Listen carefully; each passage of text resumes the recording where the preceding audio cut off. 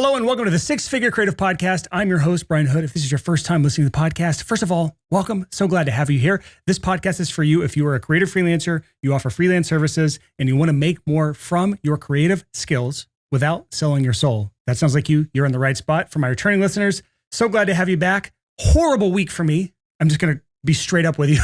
If you want to know why, let's talk about that for a second. Then we'll get into what we're going to talk about on the show today, because y'all don't care about what my problems I'm encountering here. It's been affecting my business in a very negative way. And I would love any insight from any people out there who can help me on this, please, to help me get past this horrible week.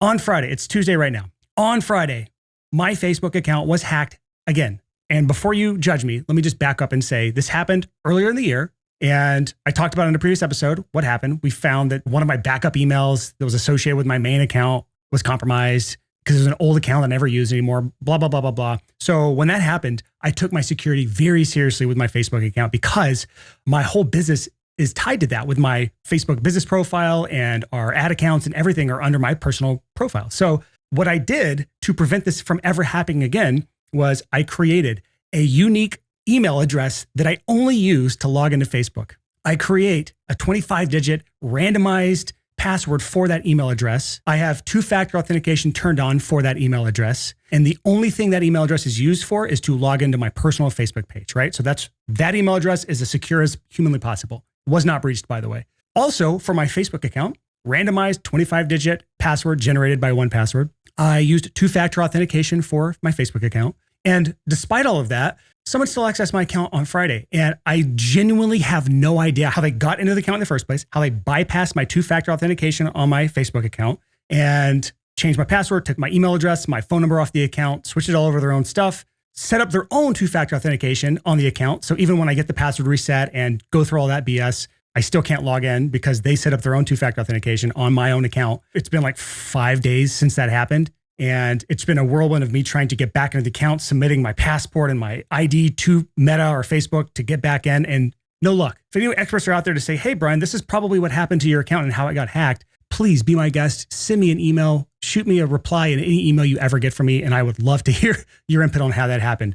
The two theories are this. One is something called session hijacking. I was at a coffee shop working on the public Wi-Fi the day before this happened, something I've never heard of until I was researching what this could be. So that's one option of what it could be. I don't understand session hijacking, other than they can essentially, through Wi-Fi, access and act like they're you on their browser. I don't know. I think they have to physically be in the coffee shop with me. So I don't think that happened. The second theory is some bizarre theory about how there's a security hole in Meta and somebody there understands it and knows it and is exploiting it and selling kits to hackers to exploit this. That's like a tinfoil hat theory.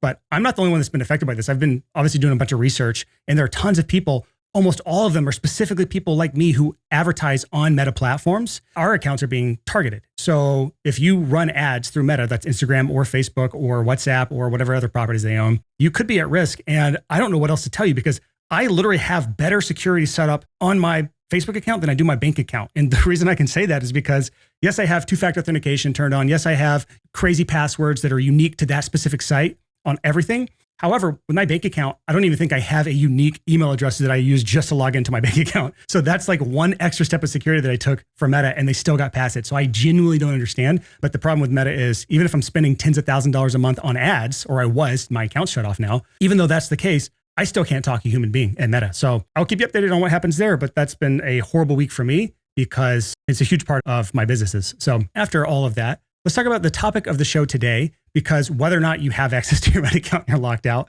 or you're just a freelancer who's like, Brian, get on with the show. I don't care about your stupid problems, which is probably the majority of people. It's okay.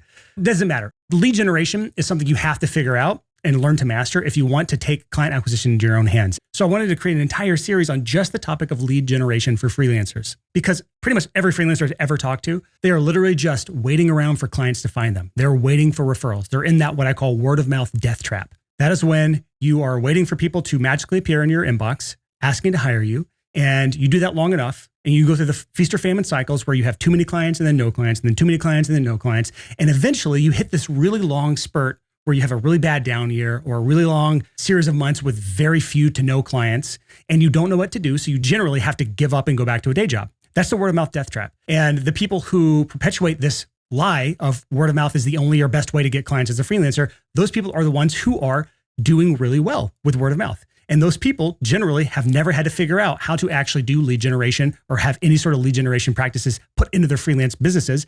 But that doesn't mean that that's the better way. That just means they've never had to figure it out. So those people are unqualified on telling you how to get clients for your business. And even without that, a lot of those people that are saying they kept their calendars full for 15 years with just word of mouth clients, many of them, if you were to seriously question them, they're still taking on the bill paying work they don't want to do. So it's just the clients that come to them that they have to take on because they know they need to pay their bills. And it's not necessarily the clients that they want to work with that fill them up emotionally and creatively. So whether or not you're getting referrals right now, which you should, if you're good at what you do, you should get referrals. But whether or not you're getting referrals, if your calendar is not 100% booked solid with your ideal clients, then something has to change. And waiting around for clients to magically appear or listening to those people that say word of mouth is the only way to get clients, those people are not helping your cause. And so maybe step back and think, there's got to be a better way. And there is. The better way is something called lead generation. And this episode is spurred on by a book that just recently came out a month ago called $100 Million Leads. It's a book by Alex Hormozi. If you haven't picked that up, if you haven't bought that yet,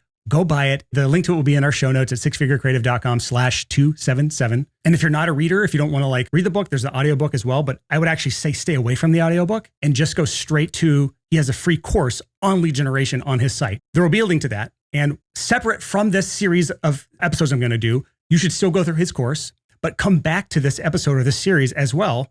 Consume it between episodes because this is going to be a weekly series because I'm going to be breaking it down when it comes to freelancing specifically. Alex Hormozi, in his book and in his businesses, he has a lot of fingers and a lot of pies, right?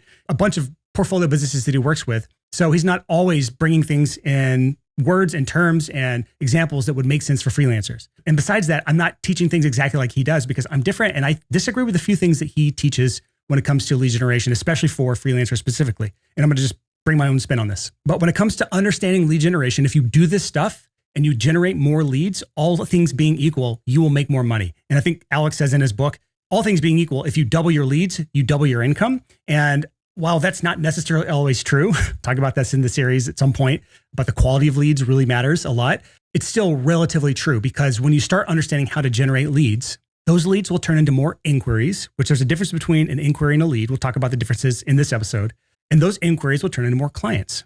And not just more clients, it's more clients consistently. Because the entire point of lead generation and understanding how to consistently generate leads at a high volume every single month is that you can start bringing consistency to your income instead of these big feast or famine cycles. The clients that I work with and the people I help with lead generation in their businesses, this is when things start to click for them. When they start generating their first leads and they see how this all comes together and they start to get confidence in how their business is run because they have a source of leads that are coming in every single month and those trickle down to become inquiries and then clients. So if you're at least open to the idea of generating leads for your business and thinking through some of these concepts of lead generation, then this series is going to be absolutely for you because I want to break down every element that I can when it comes to lead generation for a freelance business. So let's take a step back and let's talk about what are the basic definitions here. And this is straight out of Alex Hormozi's book and course, his free course that he has on this. Which, by the way, when we're sending you to a course, it's a free course. You don't even have to put a name and email in. You literally can just go straight from our show notes page at sixfigurecreative.com/277. Go to that page. We'll have the direct link to start $100 Million Leads course, and you can go through that. Or the link to the Amazon if you prefer the book. I love both. I've actually gone through both. I'm still going through the book, but the course I've gone through from start to finish and picked up a lot of great things from that. But the basic definitions are this. A lead is someone that we can contact. And so when you think through a lead from that frame of reference, then a lead can mean a lot of different things to a lot of different people. That's why the whole concept of a lead can be confusing because a lead could be someone's business card they gave you. A lead could be a follower on Facebook or Instagram or TikTok that you can actually reach out and DM. A lead could be an email address or a phone number. A lead could be somebody that purchased something from you, a small product from you. Again, we'll talk about free versus paid lead generation later on because it doesn't have to be free, by the way. That's the big thing I think freelancers don't understand. But that's what a lead is. It's just someone you can contact. So now the definition of a lead magnet, that's a huge part of lead generation is what's the thing we're exchanging, giving away or selling at a low price to get the contact information so that we can actually contact the lead. A lead magnet, by definition, is a complete solution to a narrow problem given away at a significant discount or free to attract ideal customers. Now, anytime I hear the word discount, my red flag goes up because I don't do it myself and I don't recommend you build a business around discounts. There is something to this. We'll talk about it later on, especially when we get into paid lead magnets. And when you look at the goal of a lead magnet, The main goal of this is to get more clients than you otherwise would without one. And when you look at the biggest reason most freelancers fail to ever advertise their business, whether it's paid ads or social media, content marketing, any other method, they fail to promote themselves as a freelancer is because they don't want to appear as desperate. That is the number one objection to any sort of promotion for any freelancers. They don't want to come across as desperate, even if they are. You might be completely and utterly desperate, but you still will not advertise that you have openings or that you have slots available or that you are looking for clients because you don't want to come across as desperate. And that is the beauty of a lead magnet. It is something that you can always promote and never look desperate because you are offering something of value to people. And by doing so, you're able to get more clients than you otherwise would without the lead magnet. So that's like the big thing that I think most freelancers don't really think about when it comes to creating a lead magnet is that it's something they can promote all the time without ever coming across as desperate. As a matter of fact, you come across as somebody who has created a helpful resource or something that is going to be of genuine value to me if I'm looking to you as somebody that I want to hire. So that's a huge benefit there. But there's a second way of looking at a lead magnet. And this is the way that Alex Hormozi looks at it is all things being equal. If you're promoting your core service versus promoting a lead magnet, in most cases, you will earn more money promoting the lead magnet instead of your core service. And he breaks down a lot of things behind that. I'm not going to get super into the math and reasoning behind paid ads when it comes to lead magnets and the metrics behind it. But if you go through his course or his book, he explains it really well. So that is a lead and a lead magnet. Hopefully we're on the same page here. A lead is somebody we can contact, and a lead magnet is a complete solution to a narrow problem given away at a discount or free to attract ideal customers. So let's talk about the first big part of this, the lead magnet. The missing piece most freelancers don't have right now. They don't really understand. They see lead magnets I've given away, or they see people who sell courses, or they see people in software, or they see people in even other service professionals like hairdressers or massage therapists or whatever doing some sort of lead generation, but they can't seem to conceptualize how this works for them or how this would work for their own business. So hopefully this is going to be the helpful part for you. We're going to break down the lead magnet, and then we'll talk later on about how do we actually promote it? How do we build a list of leads? How do we get people to sign up or buy the thing that we have just created or the thing we're offering, our lead magnet? So the first step, and arguably the most important step of creating a lead magnet for yourself as a freelancer, is finding a narrow and meaningful problem you want to fully solve. And I want to emphasize a few different words in that sentence as I break this down. Again, a narrow and meaningful problem. That means it needs to be something narrow and small and a meaningful problem, meaning it is valuable and means a lot to the person. So that doesn't mean find a broad problem that is not that meaningful, right? So those are two very important parts. And then it's a problem you want to fully solve. It's not like, here's 7 tips on how to do a thing. That's not fully solving a problem. Again, this is Alex Hormozi's definition. I have seen partial solutions work. I have had lead magnets in my past that are not full solutions. They are like what I would consider not great. They can still work. If you can't come up with a amazing full solution to a narrow, meaningful problem, it's not the end of the world. We'll talk about progress over perfection later on. But I've got a couple hopefully helpful brainstorming exercises when it comes to finding that one narrow and meaningful problem that you want to fully solve. Now, here's a couple things before I even get into these brainstorming exercises that are going to be challenging for you. If you are what I consider a butt in seat freelancer, meaning you are just a butt in a seat, there's very little differentiation between you and the person next to you. This exercise of finding a narrow and meaningful problem that you can fully solve as a lead magnet might be really difficult for you. So if you hear this episode and you're really struggling, I'm going to recommend 2 episodes for you to go back and listen through. The first one is episode 259. It's called How to Stop Being a Copycat Freelancer. It's our Back to Basics series. And then another one from that same series on episode 256 called Choosing the Right Services to Sell as a Freelancer. Again, our Back to Basics series. The freelancers I've seen that do the best at this are generally the ones who offer what we call a transformational outcome. You are not a small cog in a massive machine or a small piece of an overall large puzzle or huge puzzle. You're generally a larger piece of the puzzle. And the easiest example I can give you is just something from my background in music production. In the music production world, there's a lot of moving pieces, a lot of pieces of the overall puzzle. There's the songwriting phase, there's the tracking, editing, mixing, mastering, production elements, playing of the instruments, session musicians. There's a ton of pieces to this, right?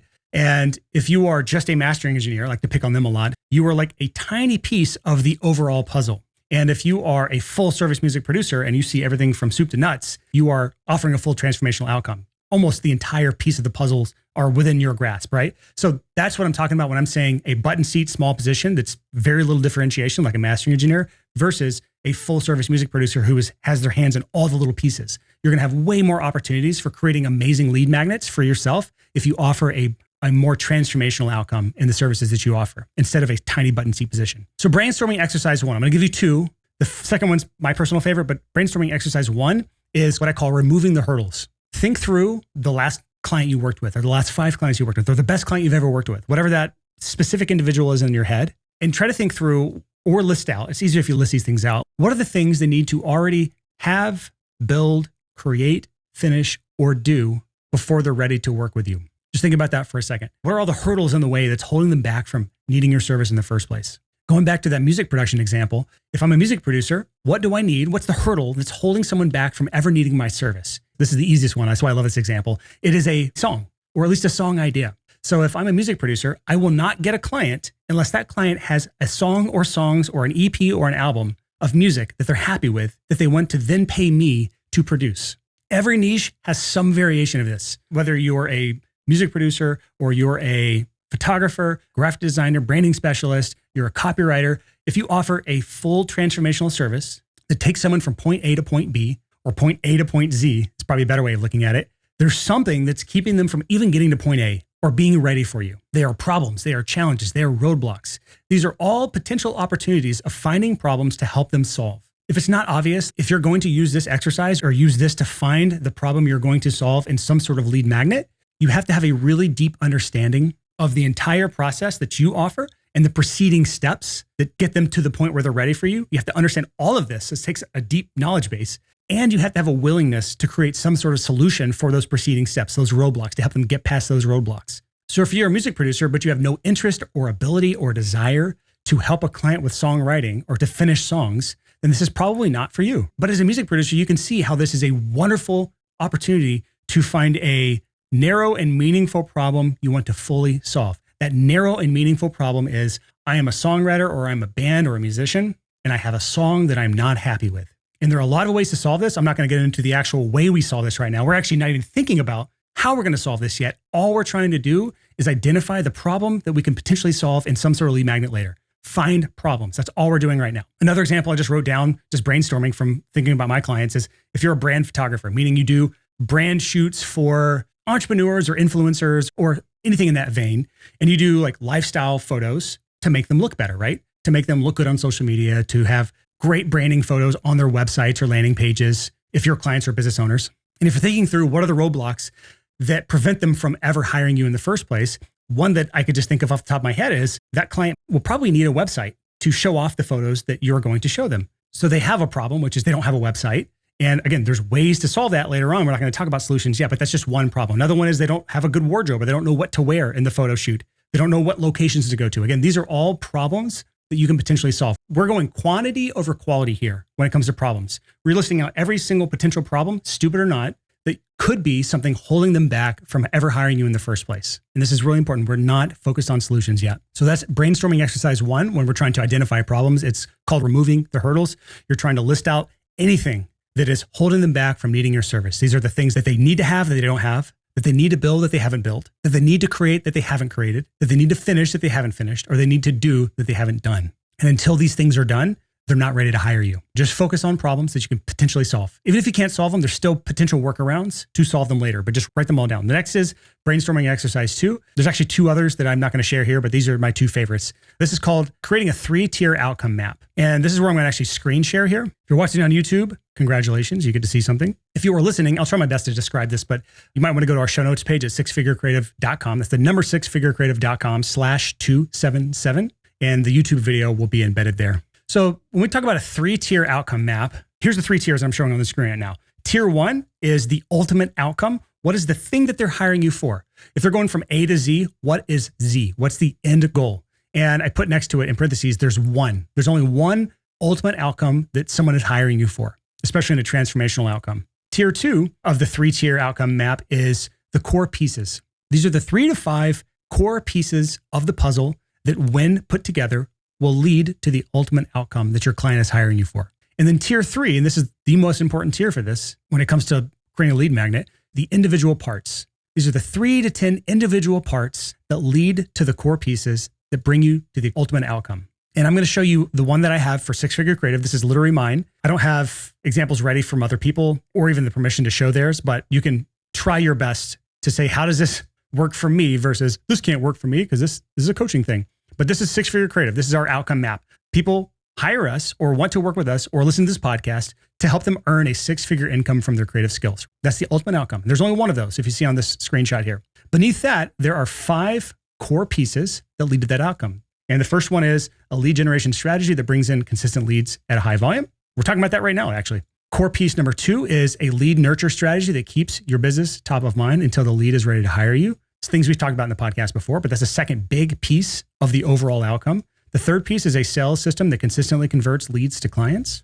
The fourth big piece is a fulfillment process that minimizes your time spent delivering while maximizing client happiness and results. Those 2 things really matter. You can't spend your entire life making one client happy, obviously, but you also can't spend 1 second working with a client because they won't be happy and they won't get the results. So we've got to find what's the perfect balance between time spent on a client and ultimate results and happiness that client gets from you, right? And number 5, the big piece is a business model that maximizes the lifetime value of every client, because that allows you to earn more with the same amount of clients or fewer clients, because each client is worth more to you. Because for obvious reasons, if every client paid you $1, not a very good business. If every client paid you $100,000, it's a pretty good business. You're probably going to land somewhere between the 2. But those are the 5 core pieces that lead to the ultimate outcome. And then below those 5 core pieces, each of those core pieces have 3 to 10 individual parts. And I'll just zoom in on the one here because we're talking about lead gen right now. There are 1, 2, 3, 4, 5, 6, 7, 8 individual parts. There's more than this, but this is just all that I have on my map right now. There's 8 individual parts that lead to the core result or the core piece of a lead generation strategy that brings in consistent leads at high volume. So I'll quickly list those off, but there's a point to all of this that I'm going to bring you to. So for a lead gen strategy, there's creating a lead magnet. We're talking about that right now. Super meta. I know that's what confuses a lot of people. There's another one is creating a conversion video, creating a referral network, creating content marketing strategy, warm outreach, cold outreach, paid advertising, whether it's Facebook, Instagram, TikTok, YouTube, creating lead generation funnels. And there's more than just that. But those are 8 example pieces of what makes up the individual parts of a core piece that leads to the ultimate outcome. That's the 3 tiers. Now, why did I show you all that? Because your business is the exact same thing. You offer an ultimate result to your client, the thing that they're hiring you for. That's why we talk about being focused on outcomes, not services. So there's an ultimate outcome they're hiring you for. There are 3 to 5 things, big pieces that you have to build or do to get your client to that ultimate end result. And within those 3 to 5 core pieces, there are individual parts, right? Those individual parts all represent some sort of problem or some sort of solution that you can offer your clients. And those pieces are narrow enough, and they should be meaningful enough, depending on the types of client you're working with and what they care about. They should be narrow enough and meaningful enough, and you should be able to fully solve those problems or fully reach those outcomes. So if you're struggling with coming up with ideas or problems or pieces that you could create a lead magnet around, that is a wonderful exercise. If it's hard to follow, again, I don't know how that translates to just audio listeners right now, but if that's hard to follow, just go to our YouTube channel or go to our show notes page at sixfigurecreative.com/277, and you can see the visual that I just showed. So you have a visual representation of what I was just explaining to you, because it's really important. But I just want you to just play. Be in the mode of not being critical, but being able to brainstorm without judging yourself. Because when you're doing this exercise, the only person that could stifle your ideas is you. And if you're hard on yourself or judging yourself because that's a stupid idea or that client wouldn't want that, if you start thinking about why things wouldn't work instead of what could work, you're going to crush yourself. So be open, be nice to yourself. Just put yourself in a very creative space where anything is okay.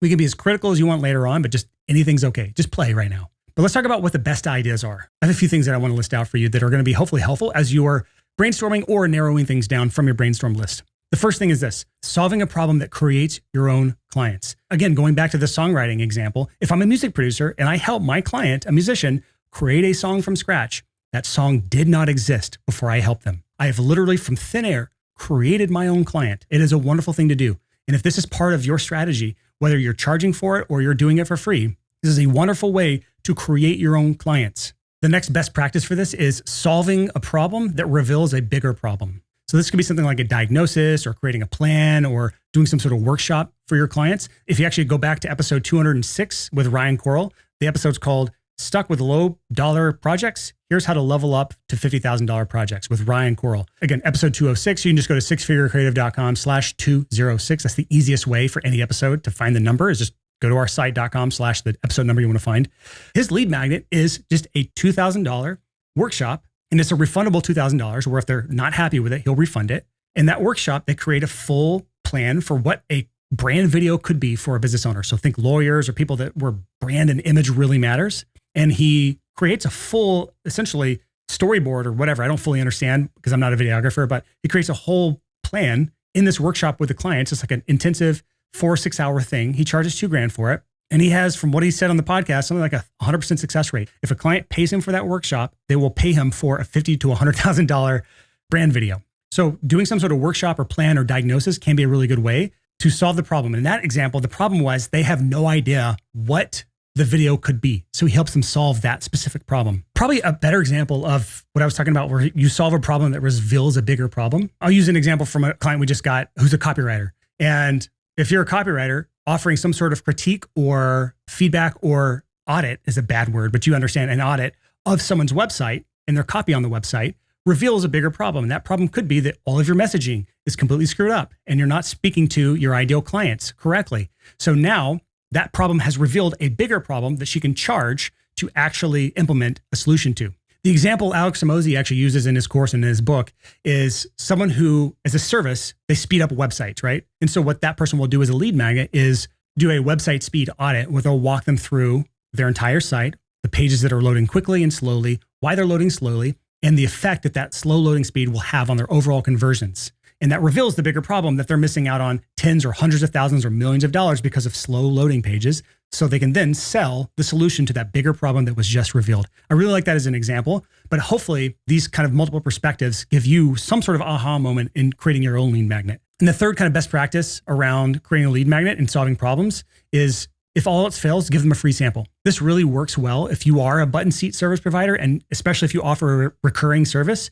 is offer a full glimpse of what it's like to work together for a very limited amount of time or a very limited project. Again, I make fun of mastering engineers all the time, but the tried and true lead magnet that most mastering engineers will do is offering a free test master. It's a small amount of time on their end to do it. And if they're good at what they do and they're selecting quality leads to do this for, they will generally have a high enough conversion rate of people that are happy with the test project to hire them for the full project. So whether you're recurring, meaning you're a monthly retainer, or you're reoccurring, meaning you do multiple projects sporadically throughout the year, this sort of thing can work, but it's only if the unit economics can work for this. In service-based professional businesses like yours, where you're offering services for free, it could be a death trap if you're spending too much time giving free stuff away and those aren't turning into big enough projects. A good rule of thumb for this, if you want some hard numbers or some percentages to guide yourself off of, generally speaking, whatever the size of the project, let's just say it's $10,000, you don't want to spend more than 10% of your time delivering on free services. Meaning, if it takes me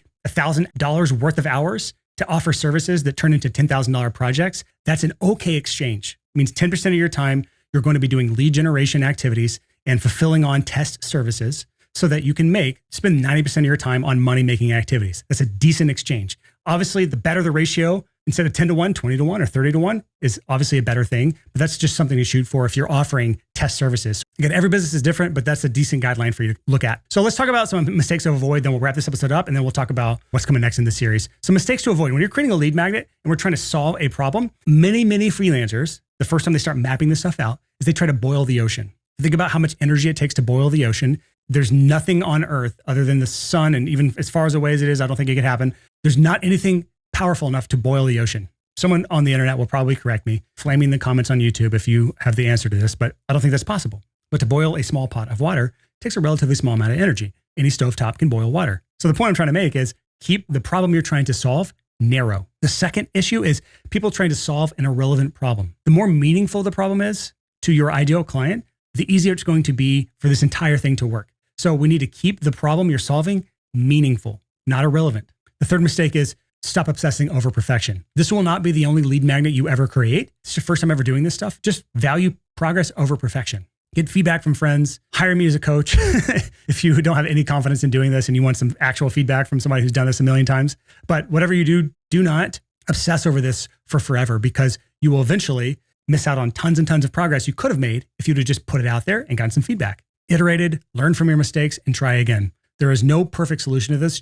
There is only a good enough solution. Take the pressure off. I remember my therapist years ago saying to me, Brian, there is no the one when it comes to dating. There is only the one, which I really like to think about. If you put all the pressure on, there's only one person for you out there to marry on earth. And if you don't marry that one person, you have failed. That's a lot of pressure to put on any relationship. It's merely just saying which one is the one for you. And we're talking about this in lead magnets now. What's the lead magnet for you right now? Not your forever lead magnet, just the one for now. Now, we're going to separate marriage from lead magnets past that analogy because you only want one marriage. You want many lead magnets. That's where the separation occurs. I'll leave us there. Your homework is you just find the one problem worth solving, the narrow, meaningful problem that is worth solving, preferably one where the natural next step is for someone to hire you. And then future episodes in the series, we'll talk about how to actually solve the problem, the delivery methods, pricing, free versus paid, distribution methods, how do we actually get people to get our lead magnet and then consume it so that they become actual leads. Again, someone we can contact. But that's future episodes. Hopefully this is helpful for you. Give me your feedback in an email or in YouTube comments or just anywhere. I don't care how you give me feedback. Just respond to something from me. Until next time, thank you so much for listening to the Six Figure Creative Podcast.